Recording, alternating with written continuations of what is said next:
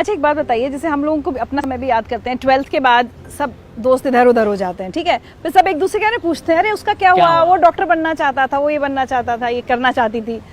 आपके लिए जब आपके फ्रेंड्स उस जमाने में पूछते होंगे तो क्या बात करते होंगे? चाय का ठेला लगा रहा है तो मजाक उड़ाते होंगे आपका? मजाक, मेरे मीम्स बनते थे स्कूल के ग्रुप में, मेरे मजाक, ये चाय बेच रहा है। बहुत उम्मीद थी इससे कि बड़े कॉलेज से MBA करेगा, बहुत हवाबाजी करता था, अंग्रेजी में बातें करता था, नॉलेज था दुनिया भर का। मेरे हर एग्जाम में जनरल नॉलेज में लगभग 99-100 परसेंटाइल है। रिचा मैम बोली इतना ज्ञान था तो चाय बेच रहा है। क्योंकि एक चीज़ आप याद रखो रिचा मैम, मैंने चाय से चालू किया, इसका ये मतलब नहीं कि मैं 4 साल भी चाय पे रहूँगा। मैंने चालू चाय से किया है, पहुंचूंगा कहीं आपको पता नहीं, क्योंकि मेरे मगज के अंदर क्या विजन है आपको थोड़ी पता है। ना आपके माँ बाप को पता है, ना आपकी वाइफ को पता है, ना आपके बच्चों को पता है, ना आपके रिश्तेदारों को पता है, ना आपके दोस्तों को पता है।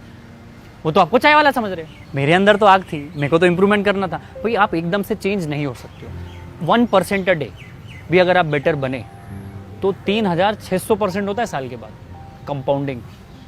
आज सीख लो कि चाय कैसे बनती है, कल सीख लो कपड़े अच्छे कैसे पहनते हैं, सिस्टम कैसे बनाना है, लोगों से बात कैसे करना। ये एक दिन का तो है। आप सोचो एक ही दिन के पैराडाइम शिफ्ट थोड़ी हो सकता, इट टेक्स टाइम। ये चीज़ का पता था कि सब्र करना पड़ेगा, इसीलिए तो हमारे यहाँ सब्र का फल चाय होता है। तो आज जिंदगी रिचा में बता दीजिए कि कुछ साल बाद जब आपसे मिलेंगे तो हम MBA चाय वाला को और क्या बोलने वाले? मुझे नहीं पता मैं कहाँ पहुँचूंगा। और दूसरा ऐसा है ना कि कुछ लोगों को पता है कि मेरे को IAS बनना है, वो बन जाते हैं। कुछ को पता है मैं MBS करूँगा, वो कर देते हैं। किसी को जर्नलिज्म में जर्नलिस्ट बनना है, वो बन जाते हैं।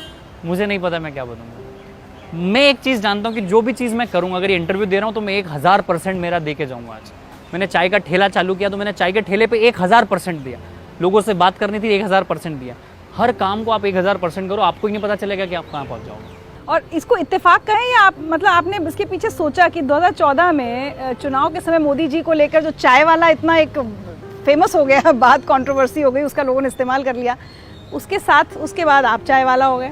देखो अभी क्या हो रहा है ना कि उनके आने से हमें भी माइलेज मिला है। चाय वाला, क्योंकि कंपेयर मुझसे कर, अच्छा अरे बड़े बनोगे, प्रधानमंत्री बन गया तो तुम भी कुछ कर ही लोगे। पर उनकी जर्नी उनकी, देखो अगला प्रधानमंत्री जरूरी नहीं कोई चाय वाला हो सकता है, कोई खेत वाला हो, शुगर वाला हो, आप समझ रहे, कुछ भी हो सकता है। तो मैं अपना कंपैरिजन ऐसे इतने बड़े महानुभाव से तो ना करूँ तो ज़्यादा अच्छा है। और दूसरी चीज़, वो इंसान चाय बेचता था, उसके साथ साथ उसने चाय अच्छे से बेची होगी। वो जो काम किया उन्होंने वो अच्छे से किया, उन्होंने विधायक का रूप अच्छे से निभाया होगा, मुख्यमंत्री का पद अच्छे से काम किया होगा, आप प्रधानमंत्री का भी कर रहे तो वो उस मुकाम पे पहुँचे। कोई भी चीज़ आनंद फानंद में नहीं हो जाती। इतने हज़ारों लाखों चाय वाले हिंदुस्तान में, सभी क्यों नहीं पहुँचे? तो आपके कर्मों का बहुत बड़ा योगदान होता है आपके मुकाम कहाँ पहुँचोगे, क्योंकि आपकी कर्म ही आपकी किस्मत को डिफाइन करता है।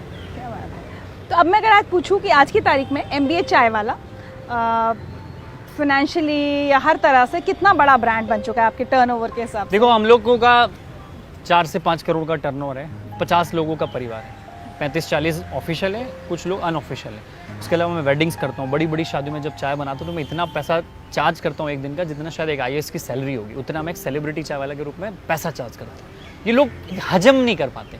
उस लेवल में अपनी ब्रांड को लेके गया हूँ। बच्चा आज MBA चाय वाले के बारे में जानता है। हमारे खुद का e-कॉमर्स का प्लेटफॉर्म है, हम लोग चाय पत्ती में है, हम लोग इवेंट्स में है, वेडिंग्स में है, फंड रेजिंग में है, पॉलिटिकल कैंपेन्स में है, फ्रेंचाइज में है, सप्लाई में है, काफ़ी बिजनेस हम लोग इसके इर्द गिर्द कर रहे हैं। हमारा खुद का social media digital marketing company है। I know the power of social media कि मैं कैसे फेमस हुआ। अगर सोशल मीडिया नहीं होता तो आप शायद ये इंटरव्यू नहीं ले रहे होते। तो उस चीज़ का मैंने आपको ट्विटर के माध्यम से, मैं वही बोल रहा हूँ, आप ट्विटर के माध्यम से जुड़े, काफ़ी हज़ारों लाखों लोग मुझे लिंक्डइन से, कोई इंस्टाग्राम से, कोई फेसबुक से, कोई कोरा से, कोई क्लब हाउस से जुड़ रहे हैं। तो मैं उसका पावर जानता हूँ और यही चीज़ मैं उन लोगों के लिए कर रहा हूँ जो अभी एक बहुत छोटे लेवल पे, उनको डिजिटल वर्ल्ड सिखा रहे हैं हम लोग, उनको कंसल्ट, हम लोग मेंटरशिप में मैं करता हूँ। मैं अपनी खुद की एक MBA चाय वाला अकेडमी है। अच्छा, MBA चाय वाला अकेडमी में एंटरप्रेन्योरशिप सिखाता हूँ। आप समझो आपका सलून है, हर सलून है, पर आपको नहीं पता आपका रोज का 5-7 हज़ार का धंधा हो रहा है, पर आपको ना कोई बताने आ रहा है, ना आप किसी से पूछने जा रहे हैं। मैं आपको बताऊंगा कि उस 5,000 के धंधे को कैसे 15,000 20,000 पे ले जाना है, कैसे छोटे चेंजेस करने जिससे आपकी लाइफ बदल जाएगी, कैसे आपको अपनी लाइफ डिसाइड करना। आपको किसने सिखाया ये सब? मैं तो सीखा ना, मेरे को किसी ने थोड़ी सिखाया। मैं रिचा मैम से 4 चीज़ सीखा कि बैठते हैं ऐसे। अब ये मैं अप्लाई कर लूँगा। मैं रिचा मैम को जानता हूँ कि इनके साथ 4 लोग हैं, कैमरा ऐसे फिट होता है, मेरे को याद है कि कैमरा ऐसे फिट होता है। अब मुझे पता है कि अगली बार इंटरव्यू होगा तो ये 4 चीज़ लगेगी, ये चाय लगेगी। आप समझ रहे हो? You should observe everything. अगर आप ऑब्जर्वेशन करना सीख गए, life has been your teacher.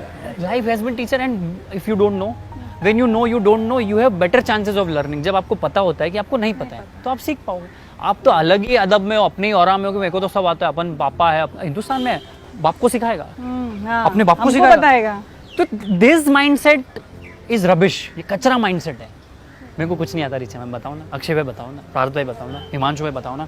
आज भी मेरे दोस्त बोलते साले कितने सवाल पूछता है, तू कुछ करता भी है इतने सवाल पूछते हैं, हमारे को हमको कभी कभी ऐसा फील होता है कि इतने सवाल क्यों पूछते हैं। और आप, मैं आपसे 10 बातें कर रहा हूँ, कोई एक लाइन, कोई एक बात मेरे को इतनी दूर ले जाएगी ना, उसका कोई जवाब ही नहीं है। मैम भाई समुद्र है, हीरे की खोज करना है ना आपको, अगर खदान में से, तो खदान के बाकी चीज़ों को साइड, हीरे पे फोकस करो ना।